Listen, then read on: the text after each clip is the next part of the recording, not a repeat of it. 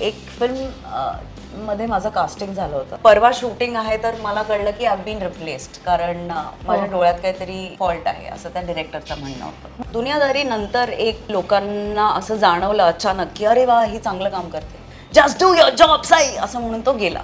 समोर विजय सेतुपती बसलेत, मी तिसरा टेक झालं तरी माझ्या तोंडून वाक्य निघत नाही. I was very tensed.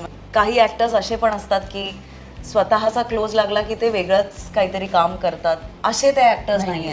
Sorry I have to से दिस, पण कधी कधी मी जेव्हा घरी असते तेव्हा मी आंघोळही करत नाही, मी इतका आळशीपणा करते. हंटर जेव्हा रिलीज झाला त्याच्यानंतर काही लोक अशी होती की अरे बापरे तू काय केलंस. म्हणजे जे फील होत असतं ते एकतर घडाघडा बोलून टाकायचं किंवा खूप रडून टाकायचं असं मला वाटतं. पण खेर सारख्या ऍक्टरला, माझ्यासारख्या ऍक्ट्रेसला मेसेज करायची काहीच गरज नव्हती. मुलींपेक्षा मुलं जास्त गॉसिप करतात.